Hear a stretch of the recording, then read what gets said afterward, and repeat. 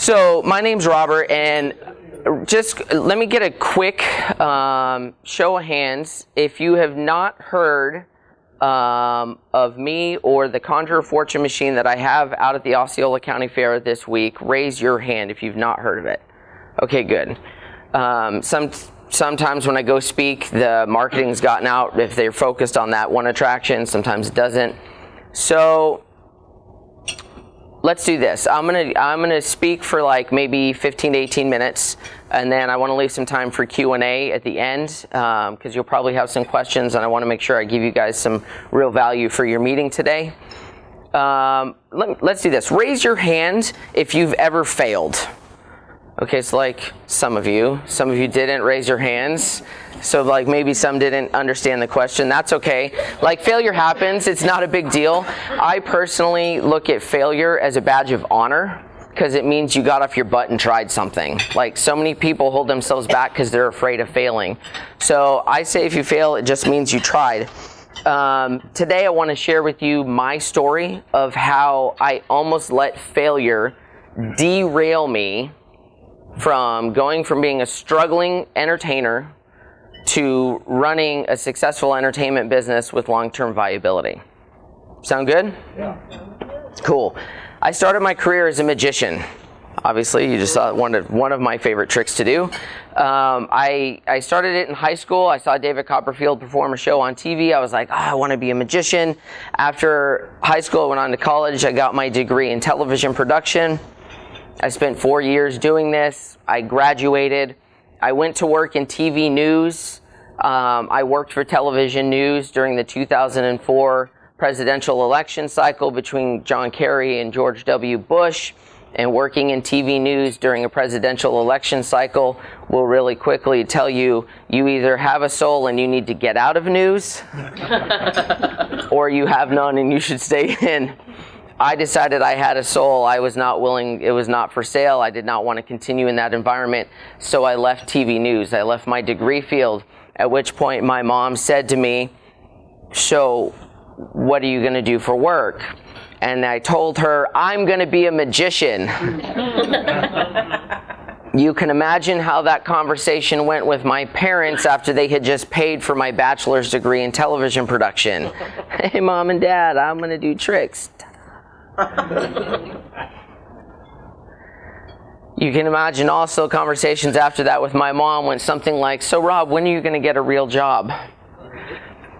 But I decided I wanted to be a magician. In fact, I wanted to perform in the fair industry because my style of magic, that environment was most suited to go perform for fairs and festivals around the country. But the fair industry, like any business, there are things you have to do in order to be taken seriously and get booked. It's not necessarily a pay-to-play thing, but you have to go to their conventions, you have to go to their trade shows. Basically, you have to go where their fair buyers' attention is, and it is at those conventions and trade shows. But those cost money. Those cost a lot of money, and they cost time. And at this point in my very young career, I was only disgustingly wealthy in one of those, and it wasn't money. I had plenty of time, which really even now today, even with the success of my company, time is still the most valuable thing we have. And so I didn't want to necessarily invest the money because I was concerned that if I didn't get booked, I would have thrown a lot of money into this process and I wasn't going to get anywhere. But in 2009, I decided to take the plunge. I joined an organization called IAFE, which is the International Association of Fairs and Expositions. They're based out of Springfield, Missouri. Their convention is every year Thanksgiving weekend in Las Vegas, although we're getting ready to go to San Antonio. There are literally fair associations all over this country. Florida has its own fair association that meets in St. Augustine. They're starting to rotate. We'll be meeting this May in Orlando, which is kind of cool because it's right next to Disney Springs. Just saying. Anyhow, so I go to this first convention. It's Thanksgiving weekend of 2009, and right out of the gate, I booked one of the 10 largest state fairs in the country, the Washington State Fair in Puyallup. They've got like an annual attendance north of 1 million people. So I'm like, wow, this is it. Like I'm going to get this one, and then in the next month as they start doing their book, I'm going to be booked solid. And I was booked solid for that one 17-day fair in September. That was it. I knew success was going to be right around the corner. The question, of course, was which corner did I have to go around that success was waiting for me? Which brings me to the first of my 4 points that I want to get to today. How many of you have faced this situation where you knew you were about to have a breakthrough? Maybe it was a financial breakthrough or something in your business, but you couldn't quite put the piece in place. You knew it was there, but things weren't quite happening. Raise your hand if you've been there. You're right about to have the breakthrough. So a lot of times when we face this struggle in our lives, we like to think it's a lack of resources, right? There's not enough money, there's not enough time, there's not something like that. But the real question is it a lack of resources or is it a lack of resourcefulness? For me, by this point, I'm coming into 2011, I had created a lot of resources. I'd met a lot of fair managers, and I met people, other entertainers that were doing what I wanted to do successfully. And I'm a firm believer that success leaves clues. So if you want to be successful in a certain business or doing a certain something, you should find other people who are successfully doing that and learn from them. Take years off your learning curve. So again, I had their agents all around me, I had the things I needed, but I wasn't utilizing them. So for me, it wasn't a lack of resources, it was absolutely a lack of resourcefulness. So think about your own lives, your own businesses, your relationships. How many of you have ever been at a point where you needed something and you didn't know how to get it? Maybe you needed to create a new marketing plan for a business. Maybe, it was something as simple as, man, I got a flat tire. I got to get my tires replaced. You had a problem with the car and you needed money to do it. It's very likely that somewhere in your inner circle of resources, you had the answer to that and the solution to that problem. It was an issue for you of resourcefulness in getting to it. So again, at this point, we're into 2011. It's now the spring of 2011, and I am at the Florida convention that's up at the street in St. Augustine, and I'm with a team of entertainers from the agency that represented me at that time, Triangle Talent. And I had realized that part of my struggle in the fair industry was that being a magician, the fair industry is saturated with magicians.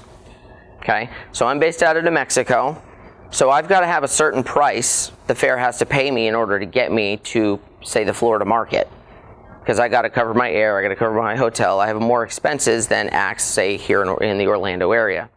So if you're a fair and you've got to either pay Robert's price or this guy coming out of Orlando charges less because he doesn't have all that overhead, who are you going to book? You're going to book the cheaper guy. And so I knew either one of a couple of things was going to happen. I was going to have to move to Florida. Wouldn't be that bad of an idea. I can't afford Key Largo, though. I was either going to have to move to Florida or I was going to have to create an act that was more in demand that would meet that price. So I'm talking to some of my friends, and I said, I really want a new way to present magic, a new act, something that's unique, that hasn't been done in the fair industry before. And about that time, a friend of mine says to me,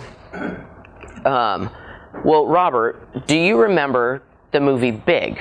So yeah, I remember the movie Big. And my friend Richard, he says, well, you remember the star of the movie? I said, yeah, Tom Hanks. He goes, no. The Zoltar machine, the fortune machine. I said, yeah, I remember that. He says, well, you need to do that. You need to build a box and you need to get in it and you need to be the guy. And he's totally excited about this. And I'm like, what? Like, hold on a second. You want me to go from being on a stage where I can get 200, 300, 400, 500 people coming to watch a magic show, right? And you want me to scrap all that and build that and get in a box and just have like 1 or 2 people at a time come up to me? No. He says, no. Watch, check this out. And he takes me over to the agent at the time, and he tells Mark, he says, tells him the idea, and Mark says, you know what? I love it. I think you should do it. And I said, but Mark, look, I got to travel with this thing. The audience is going to be just a small group. This isn't going to work. And he says, you're thinking like a magician. Stop it. So what do you mean? And he goes, listen, Robert, here's the deal. Remember, it's May 2011 at this point. He says, I'm going to give you until the IAFE convention in December. If you haven't done it, then next January, we're going to build our own box, and I'm going to put somebody in it, and I'm going to go make all the money on this. So I thought, okay, he's trying to tell me something. I had these guys telling me, and mind you, Richard and Mark had like 40 plus years of experience in the fair industry, so I should probably listen to what they're telling me. So at this point, we're not dealing with the resources issue or resourcefulness issue. We're dealing with self-limiting beliefs. Because what were my self-limiting beliefs about this project? What were they?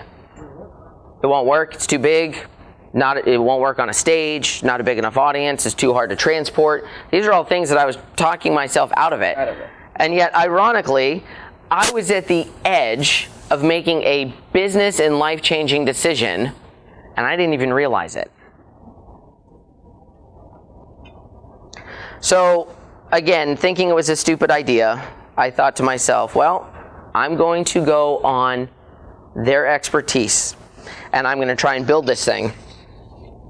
So I stepped back and I took a deep breath, and I did it. And the reason alone is why I went from being a struggling magician to creating Conjuror Fortune Machine. Oh, but what does it look like? We'll get there. So the only guide I had to building this thing was the original Zoltar Speaks box, and that's actually me with the original prop from the movie. It's out at Gary Marshall's Theater in Burbank, California, right across from the Warner lot, because Penny Marshall did the movie, so she gave it to her brother after it was done. It's just sitting there in the lobby. It's really cool. It doesn't actually work. I was a little disappointed. I thought you could put like the coin in and whatnot, but it's totally Hollywood. Like, it is as Hollywood prop as anything. Anyhow, you look at this thing, for someone like me, this is a hell of a challenge. Like, how do I build it? What do I use? How do I make it so that it transports these? I mean, again, a ton of questions we had to figure out. And so now we're back to resources and resourcefulness issues. So I go to my resources, and it didn't take me very long on this list to figure out which resource was going to be resourceful enough to help me build this, because I call him Dad. My father, Walter Smith, fellow Rotarian at the Rio Rancho Rotary Club in New Mexico, past president. He is everything when it comes to woodworking. He's got all the tools. He's got like 50 years of experience. He knows how to do this, that, and the other, and all the techniques, things I would never know how to do. And so that December, I took this out to the IAFE convention. Let me back up. Because of my dad, okay, this idea of Conjuror went from concept to completion. Not bad, right? Now they're looking at me going, but what the heck does it do? We'll get to that. So we go out to the IAFE convention that year, and right out of the gate, I was kind of shocked. I booked the Arizona State Fair, Nebraska State Fair, and the Ohio State Fair. Arizona and Ohio being two of the 10 largest state fairs in the country, both with enormous attendance. And again, I was once again standing here going, yes, I did it. I'm about to get booked like crazy. Nope. You see, one thing I didn't figure out was that fair seasons, there's actually two fair seasons. So you have winter and spring, which is what's going on down here in Florida right now. And then you've got summer and fall. Summer and fall I had under control, because there's like 800 fairs across the country in summer and fall. In February in the United States, I don't know if you all watch the news, but it's cold everywhere else except for 3 places in this country: Arizona, Texas, Hawaii, and Florida. Although Hawaii would be really cool. Hawaii would be good.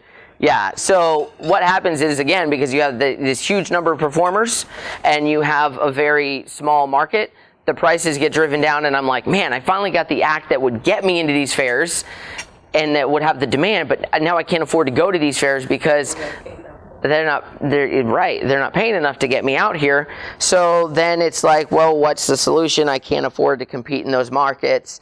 And then comes the next thing. This is the third thing I want you guys to take away from this presentation, and it is called patience. Patience is something we don't have a lot of anymore. We live in a society that everything is right here on this phone right now. I can do anything I want. We look at people like Mark Zuckerberg who are billionaires. We see the end product and we want that.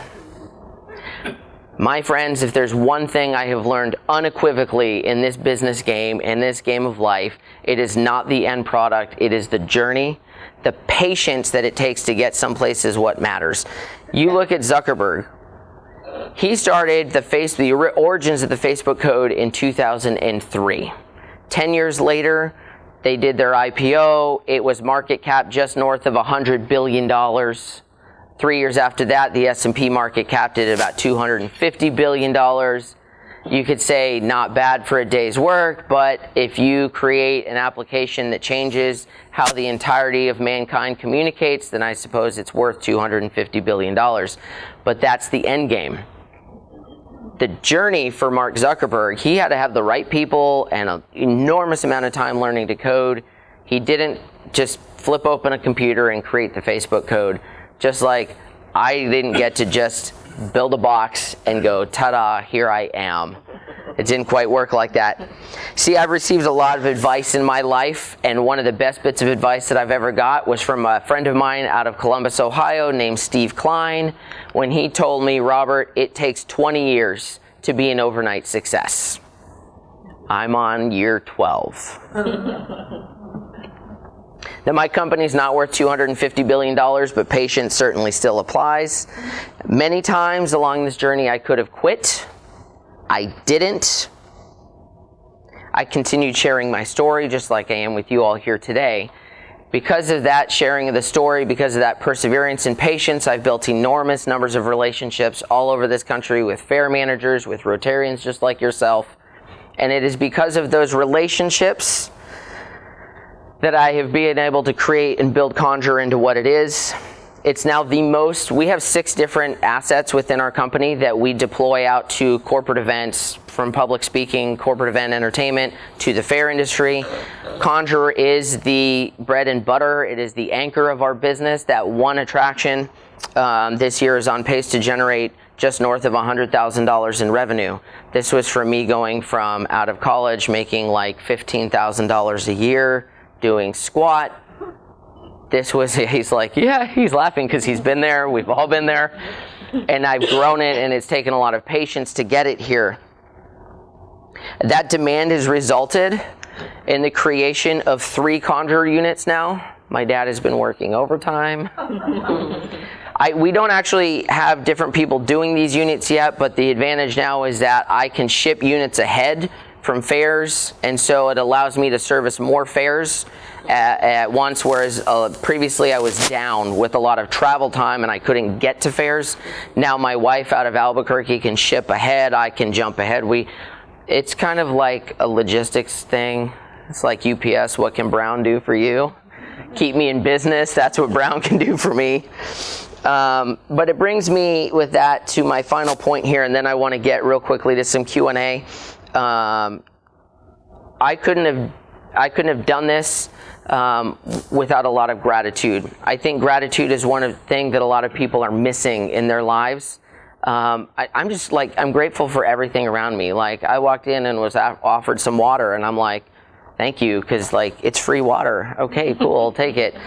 Gratitude to me is really powerful. It's an attitude that shows you get it, that you understand our success is best built together. And for me, as a show of gratitude, everyone that was involved in building the Conjuror project is enshrined in the paint scheme of Conjuror. If you look real closely, you'll see, if I can do that, right in here is my wife's name, Sarah. See it hidden in there? See over here, this is my son's name, Nate. They're on the front of the box. They're on the front archway. So literally every you don't see Sarah? S-A-R-A.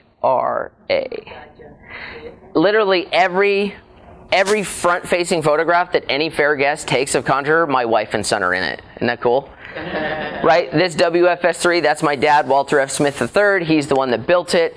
We have a ton of people that have built things in this project and contributed to it in a variety of ways, and this was my way of immortalizing them in the project.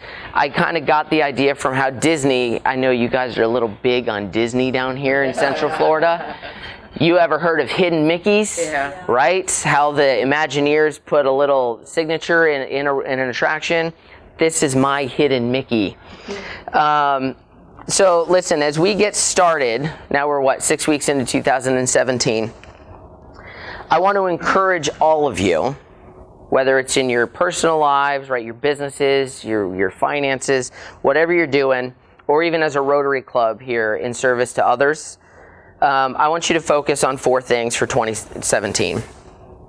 Be resourceful, push past your self-limiting beliefs, be patient, and have a great deal of gratitude for everything around you. My friends, we get one shot at life, right? One chance, and I think especially if we focus on that gratitude, that one shot at life goes a really, really long way. Thanks for having me today. So I guess we've got, do we have 4 or 5 minutes for Q&A, or are we a little bit? Any, what do we do with this box? See, there's a reason, it's strategic that I don't actually reveal that, because then we get a good question every time. So, in the movie, the kid's he's not big enough to get on the roller coaster, so he goes and drops the quarter into Zoltar and wishes to be big. He wakes up as Tom Hanks, all the shenanigans ensue. So we kind of take that classic fortune machine idea. People come up and they press the button, Conjuror activates, I move mechanically, and Conjuror says a fortune. Just like if you see an actual Zoltar machine around anywhere, that's what they do. You put the dollar in, it gives you a smart aleck fortune, and then hands you a fortune card. And initially I thought, remember one of my self-limiting beliefs was, this is going to be just 2 people coming up. I didn't realize there's actually 2 different Conjuror shows that happen at the same time. So there's the first person that's standing in front of me interacting directly with me, and then a crowd inevitably gathers and they're watching the interaction. I never realized that was going to happen. So that's there's 2 shows and it works out really well. Other questions? Just that one? What do they pay you? What? Money? No, and the fairs pay me. So here's the cool thing: if you're coming out at the Osceola County Fair, we've got a lot of really cool stuff going on out there. It's a free attraction. So The fair, yep, the fair pays me. So you, as a fair guest, come up, you hit the button, you get the interaction, you have fun. Got it. It's totally free attraction for the guests. Yes, ma'am. Does your son have aspirations of following in your footsteps? Let me tell you what, that picture with the 3 Conjuror units, he was so excited because he figured that one for me, one for mommy, and one for him. Yes, actually, he's 6. He just turned 6 in December. And speaking of December, this is kind of interesting. If I can digress here for a second. My very first professional magic show was 20 years ago in December for a Rotary Club in Rio Rancho. How about that, right? Rotary just keeps popping up for me. But yeah, he definitely wants to be just like Daddy. And we'll see. Maybe one day he'll want to go to college and I'll be like, hey, why don't you just do a Conjuror unit instead? So when they come up and they push the button and they wake you up, Yes. do they ask you questions? Do you say something to them? No, we used to do that. We used to have people ask questions, and I was mic'd and I would speak. But then we had a situation at a fair where, literally, the fortunes are something like this.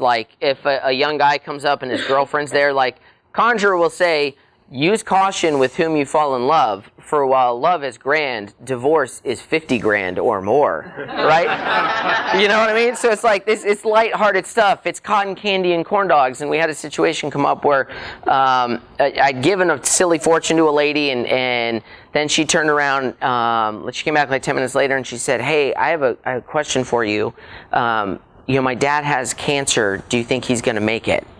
And I was like, wow, how do I wanted to be empathetic to her situation, and so I kind of broke character and I said, well, tell me is he here with you? And she said, no, she's just with her family.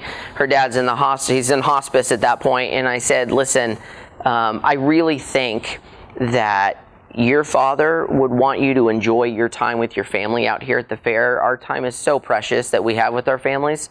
So if I was in your shoes, I would do my best to set that to the side and enjoy what time I have with my family and then go see your dad. And she was like, I really needed to hear that. I needed to give myself permission to go do that. And I said, go do it. Your dad will love you for it. And so she left, and I ran out of the box as fast as I could, took the thing backstage, and was like, I have no act. Like, how do I recover from that? And so we've changed it now so that, like, everything's automated. Nobody asks, and I don't have to ever be in that situation again. What's your next step? I'm sorry. Next step, we're out of time on this one? No, I had a question. Okay. Next step. I would like to be able to start scaling this, and that's going to be entail designing a box because this box can't fly. It won't go on the airplanes. Even though it breaks down, it'll fit in the back of my SUV. Too heavy for an airplane. So my next step, I feel like, is scaling it. I want to get to a point where I can have a unit built that will go on an airplane so that I can send it out with other performers. 'Cause we're actually now busy enough with me as the sole guy that we're turning down work. And we're starting to turn down a lot of it. And so we need to get somebody else out there so we can grow it. You can do electronically. Do it, right, we'll just do Conjuror on the internet. You said your company had 4 different areas that went out. What are your 4 different areas besides this? Or are they all tied? You said this was... Oh, you mean the other attractions, the other assets we offer? So we offer corporate magic shows, corporate public speaking. I do a full 60 to 70 minute keynote version of what you've seen today. It's obviously more in depth and expansive, and we do breakout sessions with corporate audiences. And then in the fair industry, we've got 2 other attractions, a magic show, and then a new attraction we're working on bringing to market called Play with Giants, which is an interactive family fun zone that goes up to 4,000 square feet. And we're working on getting those in. The cool thing with Play with Giants, when you talk about being able to scale something, that's not personality driven, so we'll be able to deploy those around the country to multiple fairs at once. So how many people work in your company? Me and my wife. We are now at that edge to start scaling. Yes? At the Osceola Fair, what times are you out there and where are you located at the fair? Perfect. Love the question. So where am I going to be at the fair? So if you're coming out to the fair the rest of this week or this weekend, tonight and tomorrow night we open at 5. So I'm at 6:30 and 8:30. Friday is 1, 3, and 5, and Saturday is 1:30, 4:30, and 7:30. Well, Saturday and Sunday.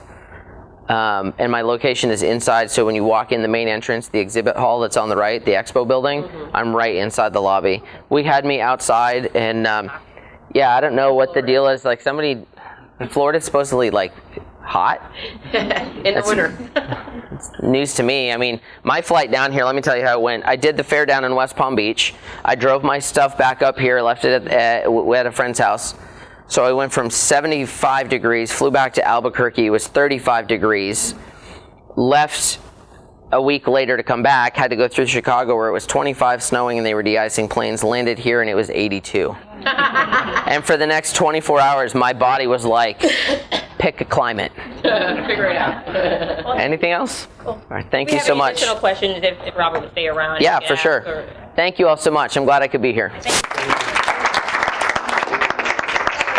To show our appreciation to you on behalf of your name, we'll be making a donation to the Red Backpack Program. Oh, And that's great. a program at the Parton Settlement Elementary School where they send home weekend supplemental foods to kids. Well, thank you so much. Oh, and if I could, your story, like your happy dollars were really good and you didn't really have a dollar.